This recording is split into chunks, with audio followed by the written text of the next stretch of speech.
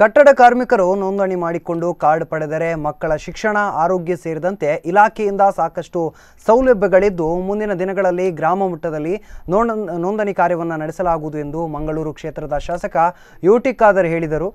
ಶನಿವಾರ ಪರಂಗಿಪೇಟೆ ಸೇವಾಂಜಲಿ ಪ್ರತಿಷ್ಠಾನ ಸಭಾಂಗಣದಲ್ಲಿ ಕಾರ್ಮಿಕರ ಇಲಾಖೆ ಕಟ್ಟಡ ಹಾಗೂ ಇತರ ನಿರ್ಮಾಣ ಕಾರ್ಮಿಕರಿಗೆ ಆಹಾರದ ಸಾಮಗ್ರಿಗಳ ಕಿಟ್ ವಿತರಿಸಿ ಅವರು ಮಾತನಾಡಿದರು. ವಲಸೆ ಕಾರ್ಮಿಕರಿಗೂ ಮುಂದಿನ ದಿನಗಳಲ್ಲಿ ನೆರವು ನೀಡುವ ನಿಟ್ಟಿನಲ್ಲಿ ಇಲಾಖೆ ಕಮಿಷನರ್ ಜೊತೆ ಮಾತುಕತೆ ನಡೆಸಲಾಗಿದೆ.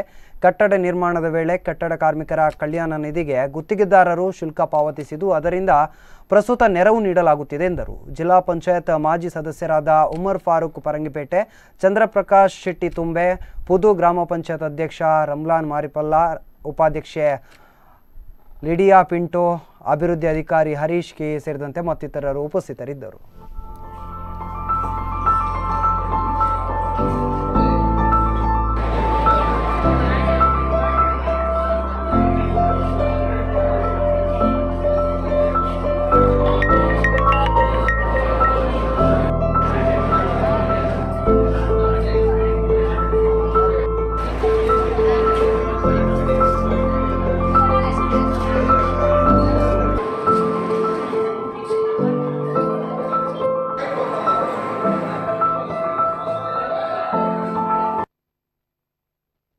ಕೋಟಿ ರೂಪಾಯಿ ಇವತ್ತು ಖರ್ಚಾಗದೆ ನಮ್ಮ ಕಲ್ಯಾಣ ನಿಧಿಯಲ್ಲಿ ಇವತ್ತು ಇದೆ.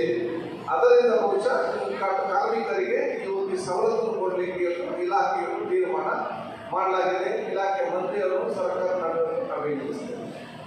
ಇವತ್ತು ನಾನು ನಿಮಗೆ ಹೇಳಿದಷ್ಟೇ, ಎಲ್ಲ ಸಲವಾಕ ಜೊತೆಯಲ್ಲಿ ಇಲ್ಲಿ ಯಾರು ಆಗಲಿಲ್ಲ ಅವರೆಲ್ಲರೂ ಕೂಡ ಕಟ್ಟಡ ಕಾರ್ಮಿಕರ